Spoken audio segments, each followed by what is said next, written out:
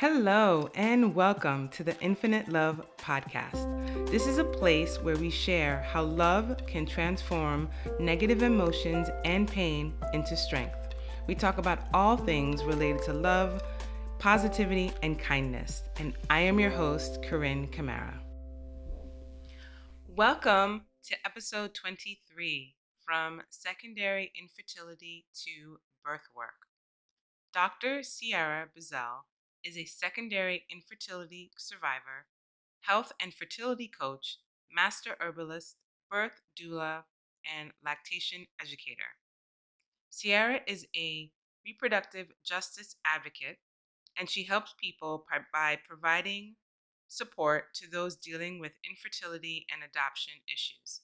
In 2019, Sierra founded Faithfully Fertile Foundation, which is an organization that provides education and grants to those who would like to start their families through reproductive assistance and adoption.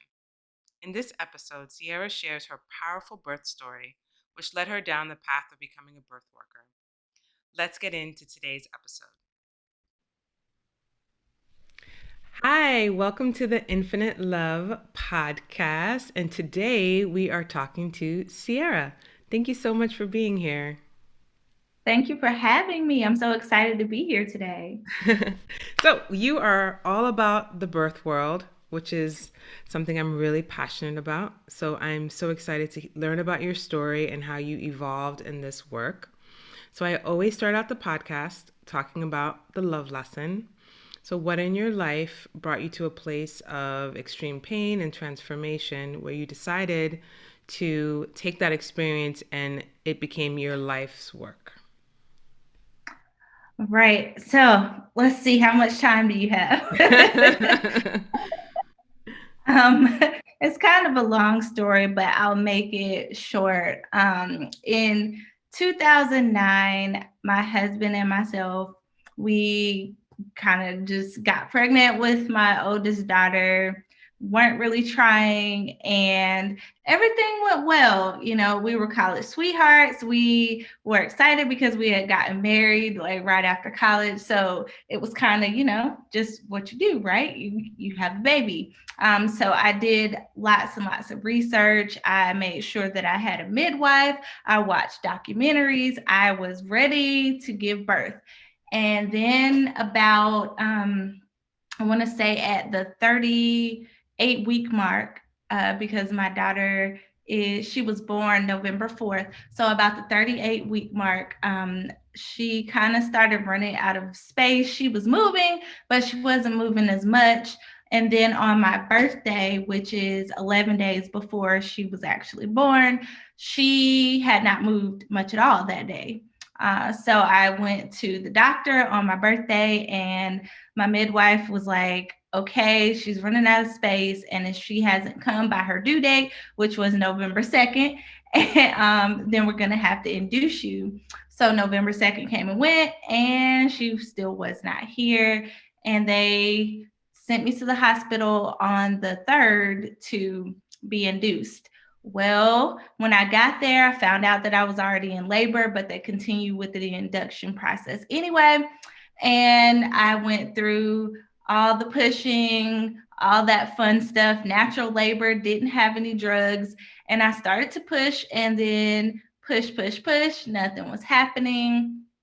So the midwife told me to get on all fours. I pushed again, still nothing happening. And then she has this look on her face, and I got kind of worried because, when people start looking funny and you're giving birth, you're like, what is happening?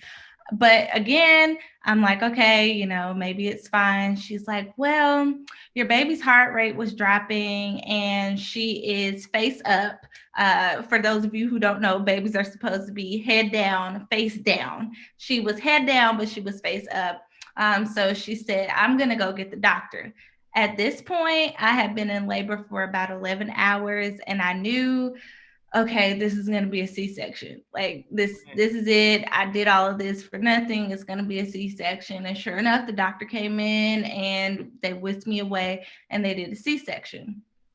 Well, after I woke up and I was reunited with my husband and my baby, I found out that the doctor had found scar tissue inside of me while she was in there.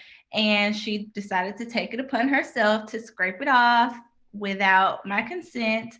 And then she informed me that if I wanted to get pregnant again, I should do so right away. And, for a person who just went through giving birth, had a very traumatic labor, and has now had an unplanned C section, you are saying you need to get pregnant right away. What? No. So, after the C section, my body kind of went crazy. I couldn't eat anything without it coming out one way or the other. My digestive system was awful. I felt nauseous every time I would eat. About 6 months after giving birth, I ended up with an ovarian cyst and a cyst on my right breast. Wow. And it just seemed like my body was falling apart. Um, I went to the doctor and they were like, well, we're just going to watch and see what happens. But I'm like, clearly something's wrong. My body's not functioning like it's supposed to. I'm just going to have to take it upon myself to do something about it. So I changed my lifestyle, started eating organic and, grass fed, all the good stuff that I'm supposed to eat. And all of the cysts went away. So I was hopeful and positive. But when our daughter was about 3, we started trying again, and nothing was happening. A year went by, nothing was happening. At this point, I was now starting to have a lot of pain around ovulation. And I again went back to the doctor and said something's not right. And they said, no, you're fine. So we believed them that I was fine and we continued to try. Now our daughter gets to be about 5 years old. We still don't have another baby. We go and we see someone, and he says, yeah, you have the eggs of a 46-year-old woman. And due to the C-section that you had before, I'm not even going to do any tests. You need in vitro. That's it, period, point blank, the end. Of course, I didn't want to hear that because, what am I supposed to do with that? We can't afford to do in vitro at this point.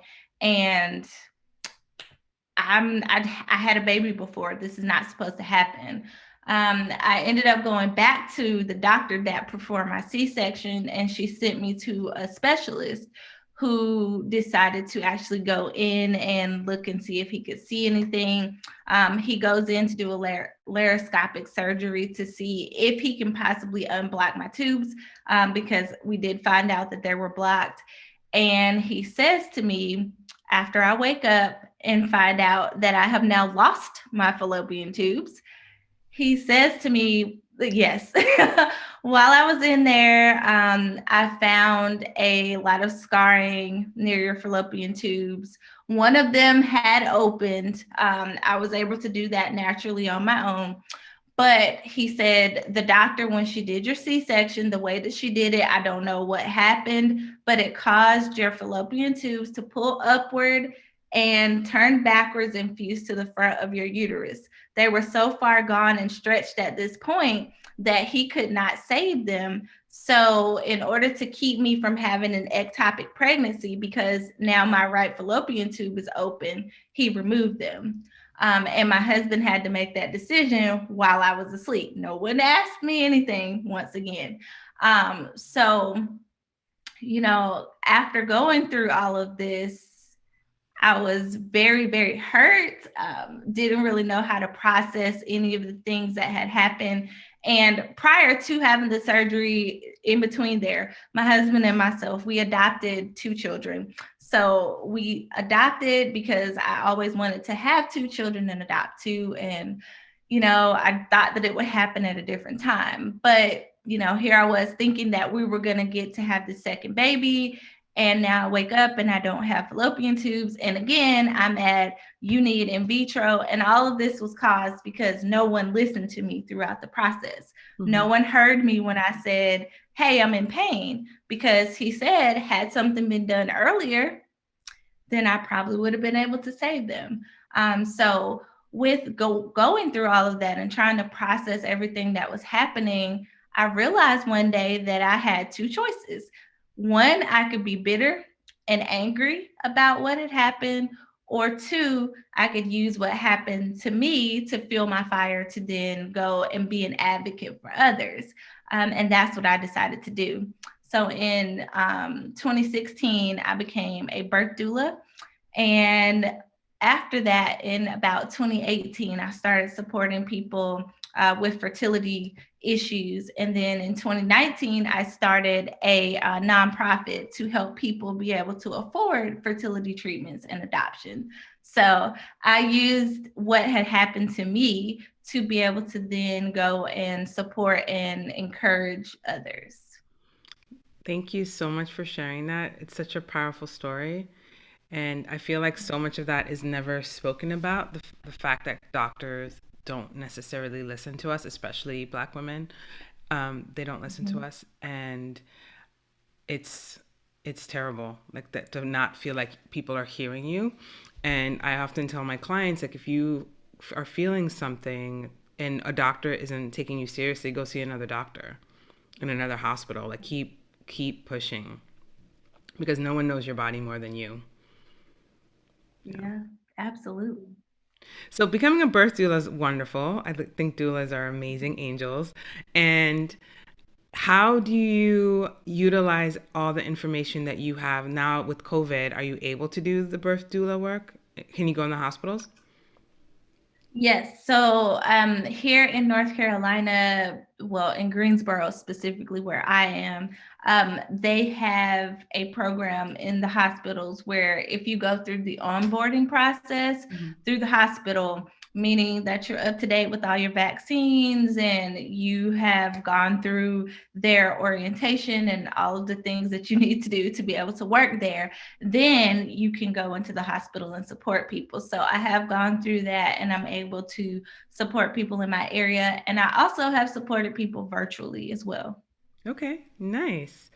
All right. So then, what else do you say to women that are trying to get pregnant? Because when you say secondary fertility, that meant you're having trouble with the second child, right? Mhm. Okay. So Yes. So yes. Oh, I'm sorry. no, go ahead. Oh, so secondary infertility is when you got pregnant pretty much on your own the first time, and then you try again and you're unable to conceive naturally. Hmm. So how do you work with your clients for fertility? Are you doing like lifestyle changes, dietary changes? Like, what's your philosophy around having a healthy body to conceive? So with my clients, it's kind of whatever they would like to do. It's essentially like being a doula, but for fertility clients, because as a doula, we support people whether you want to go natural or if you want to go completely medicated and you want an epidural as soon as you hit the door. So with fertility, it's kind of that same thing. However, I do focus on making sure that people do all the things that they need to do to be healthy in general. So we focus a lot on nutrition, making sure that you're eating well, sleeping well, reducing your stress levels. And if you decide that you want to go through reproductive assistance and you do IUI or IVF or something like that, then I'm able to support you by working with your doctor and making sure that you're doing the things that you need to do in that vein. Mhm. But if someone wants to conceive naturally, then I'm also an herbalist. So Oh, nice. I help them looking at their lifestyle, and then I provide things for them like teas or tinctures that can help them to cleanse different parts of their bodies depending on what's going on with them. So I take a very, very thorough approach. I make sure that I know exactly what's happening, that they've had their blood work done, and we know what the issue is then, so we can try to focus on fixing those things that are happening just by changing what they're doing within themselves. Because a lot of times people can change their health because the body is designed to heal itself. So if you support your body in the way that you should, then things do often improve, whether they're doing fertility treatments or not. Nice. And most of your clients are you getting online for the fertility work? So you can see Yes, people across. most of them are virtual. So you can see Mhm. people international. Yes. Nice. Okay, so because this is the Infinite Love Show, we have our questions that I ask all of the guests. And the first one is, how do you use love in your work? I think everything that I do is based on love because being a birth worker can be difficult. You know, there are long hours. Sometimes a person can be in labor for days. Sometimes it could be, 12 hours. And a lot of times you get very tired and you have to be on call for a long time. So being able to jump out of bed in the middle of the night when you don't feel like it, or being with someone for 3 straight days and trying to encourage them while you're lacking energy and feeling very low because you're trying to be there for them, is a lot of work. But because I've been through a lot due to the medical system, and because I really want to see people be able to have the birth that they desire and to be able to get pregnant if they desire to do so, then I make sure that I'm always there. I show up 100% and I give them everything that I have because I wish someone would have done that for me. So I want to make sure that I'm being the person that I wish that I had.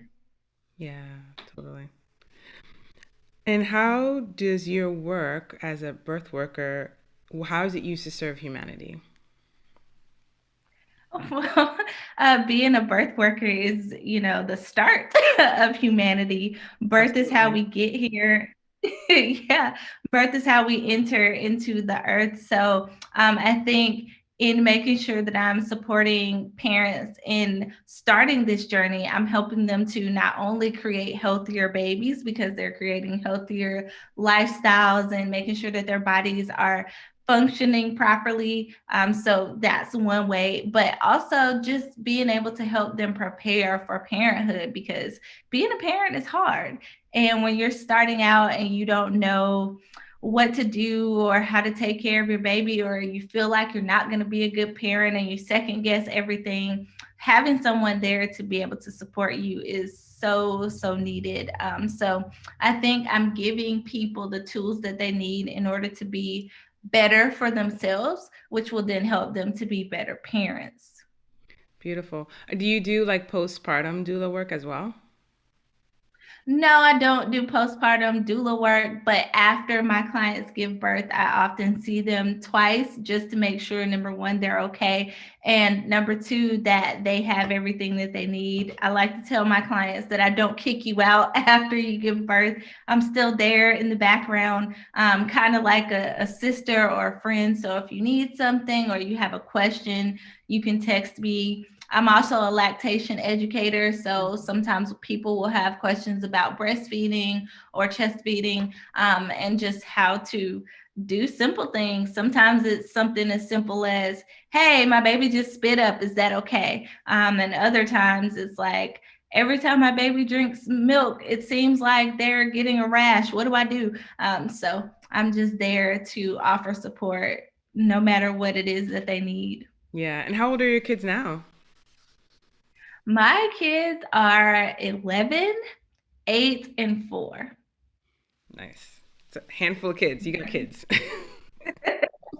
Yes, absolutely.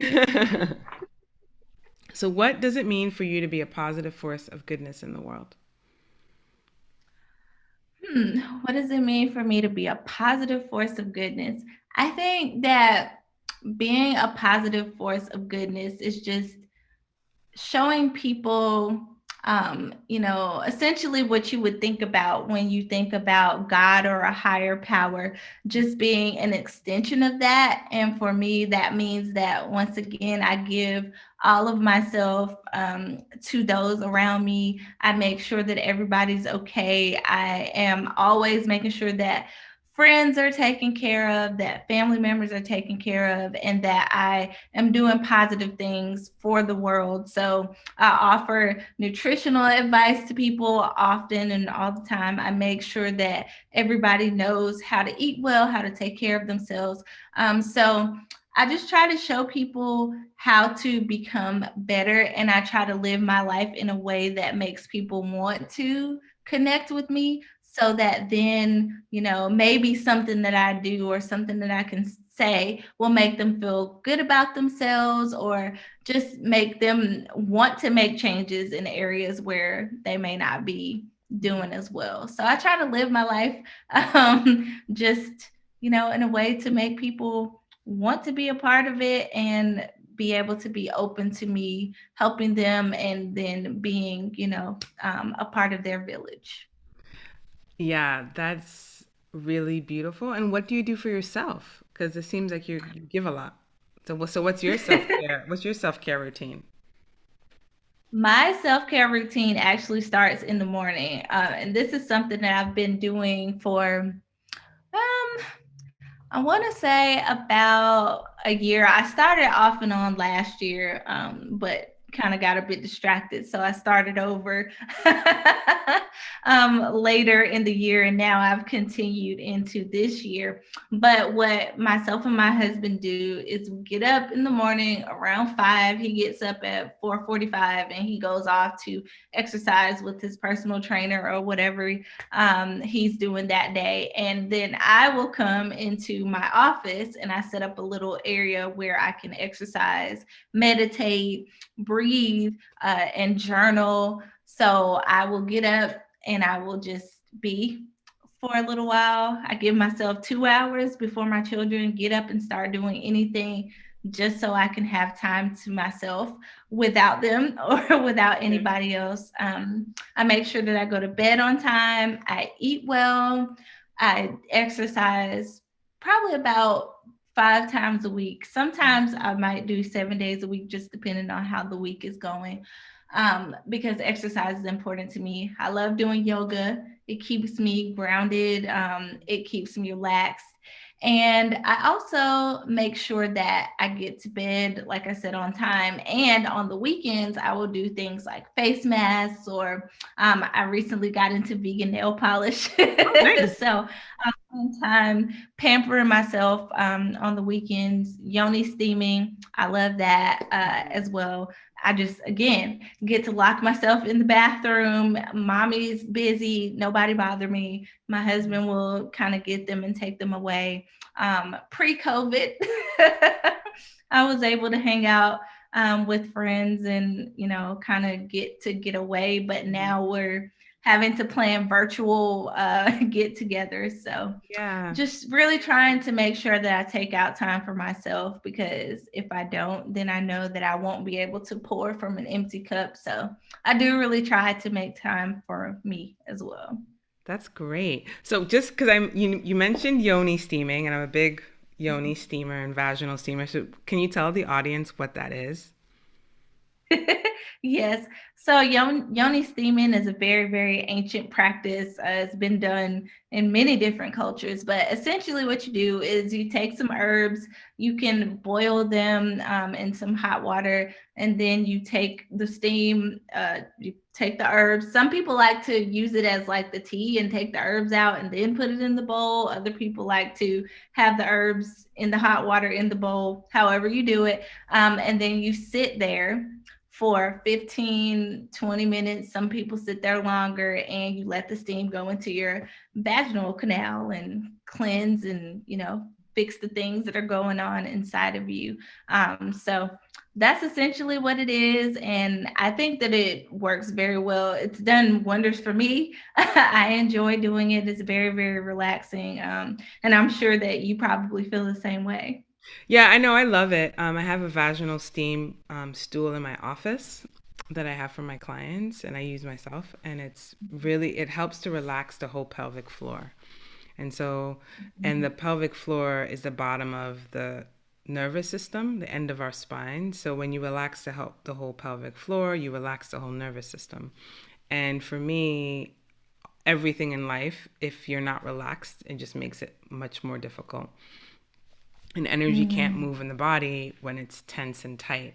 And so the pelvic area is one of the most tense places most people have. Like, essentially, like, even if you're, I mean, men too, but for women, if we have any kind of trauma, if we have any kind of assault in that area, it's almost always so tight. And it could affect your menstrual cycles, it could affect pregnancy, delivery, sexuality. I mean, there's so much that can go off in that area. So it's important to maintain the pelvic health for sure.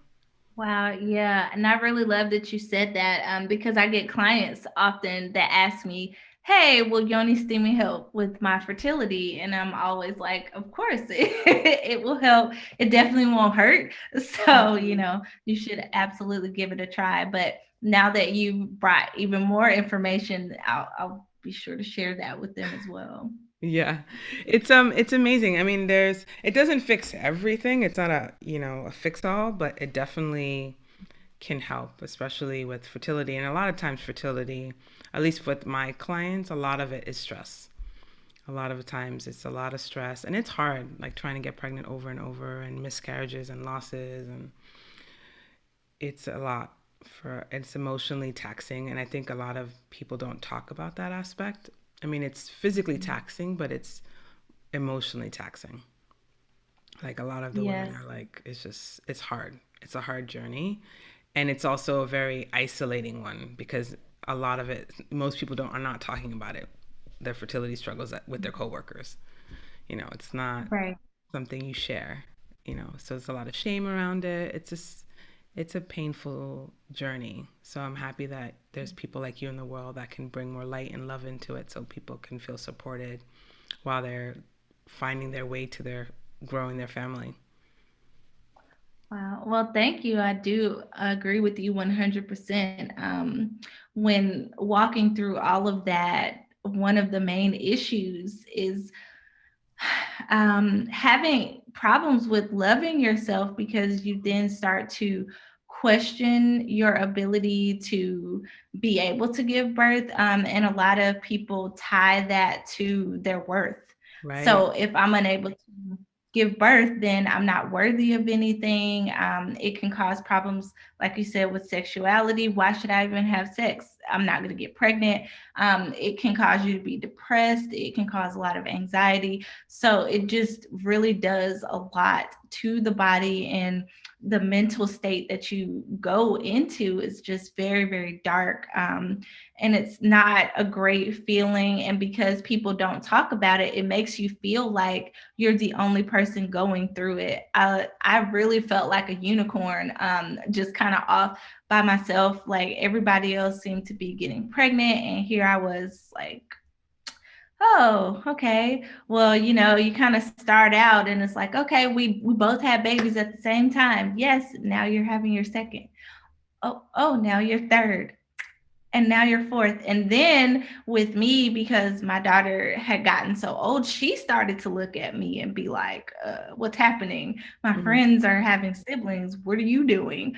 And, all the questions that you get from people who don't mean to say things that are just not very nice, or who don't mean to make you feel bad with what they're saying, can be a lot to deal with as well. So trying to hold it together and not break down in front of other people, and trying not to hurt their feelings because they said something to you that hurt your feelings, and just Yeah. function throughout the day and deal with everyday life is very, very difficult. So I think it's wonderful that you're supporting people in that way, because they need love and light when walking through that. No one's dealing with it. Nobody likes to talk about it, especially in the Black community, when we're two times more likely to be infertile.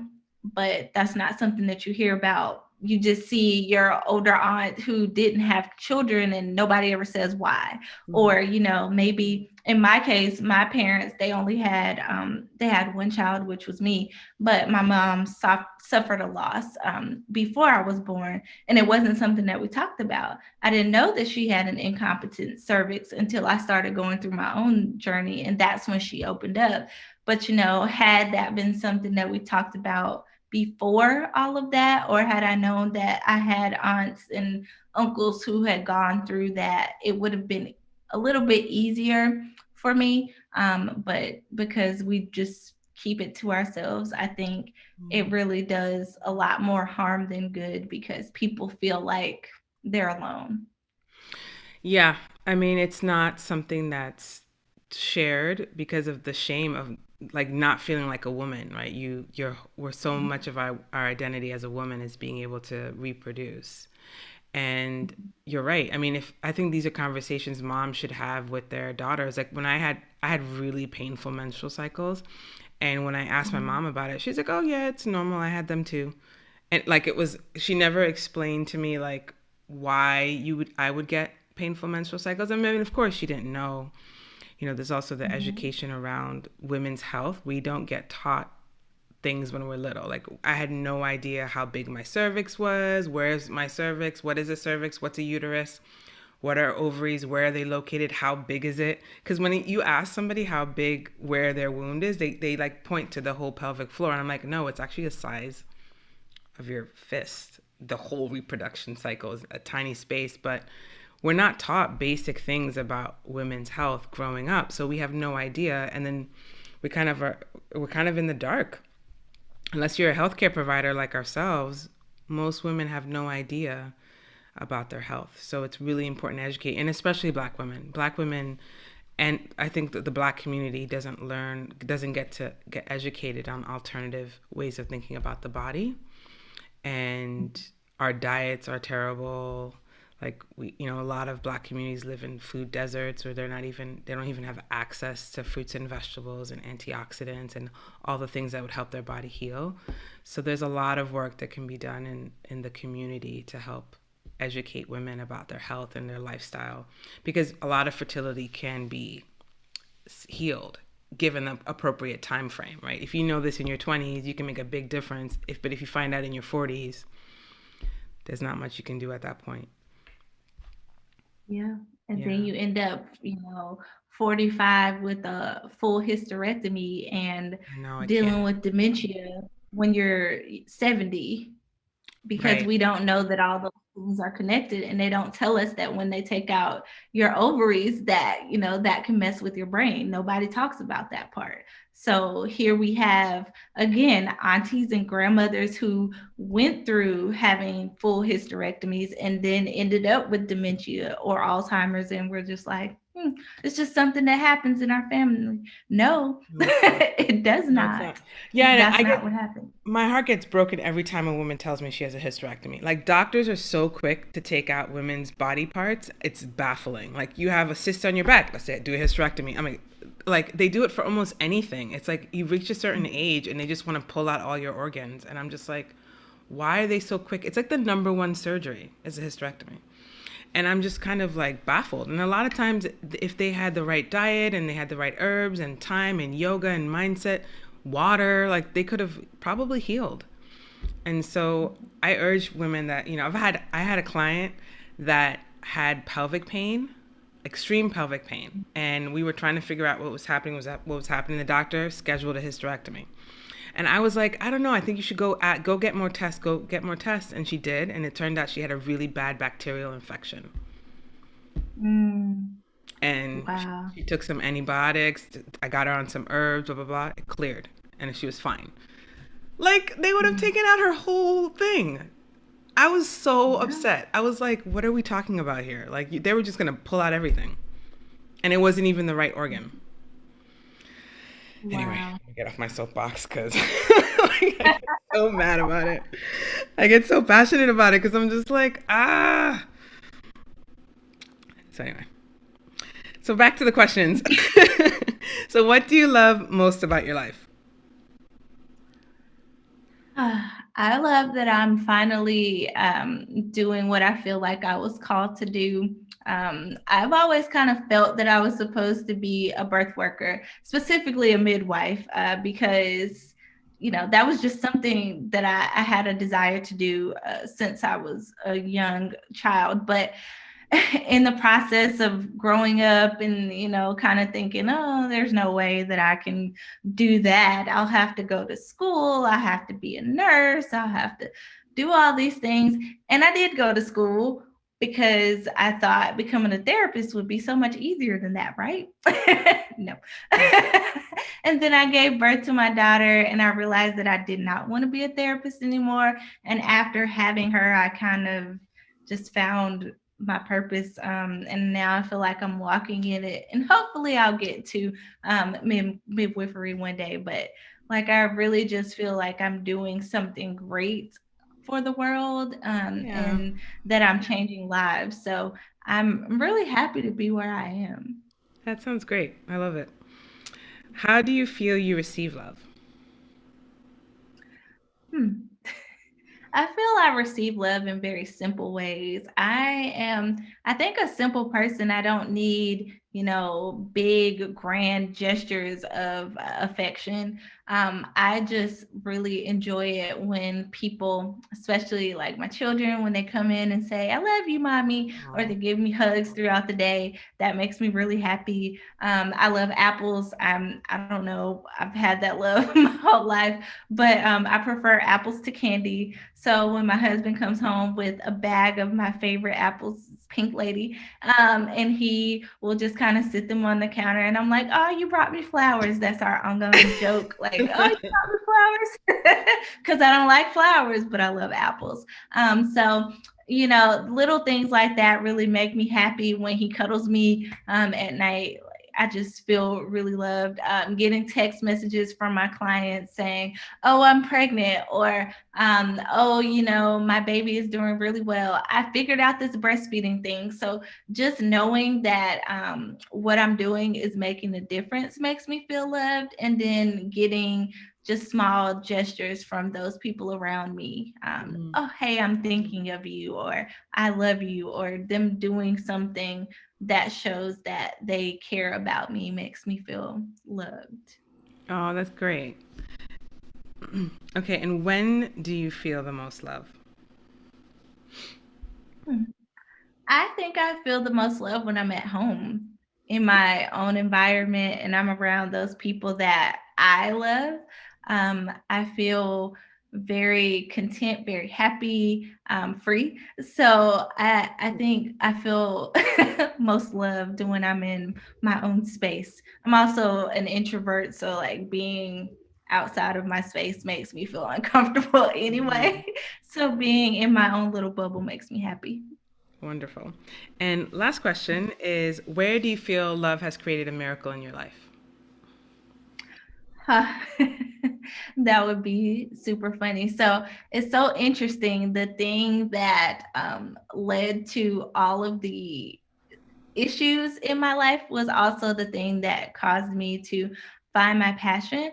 So I think the thing where love created something beautiful was when my daughter was born. She gave me my purpose. She made me a mom, and she allowed me to be able to be something and someone that I had never been before. I found my voice. I changed as a person. I just became everything that I wanted to be, it seems, after giving birth to her. And I told her that yesterday, so it's quite funny that you asked that question. I think that's really what it was. It was just, now walking into a different phase of love, just something that I had never known before. Becoming a mom did that for me. That's wonderful. I love that. Okay, so how can people find you if people want to work with you? Well, they can find me on Instagram and Facebook at Sierra the BB Doula. And if you go there and you click on my bio on Instagram, it will lead you to my page. You can see my website and all those good things. Same thing on Facebook. You can find all my information there. Nice. Well, thank you so much for being on the Infinite Love Show.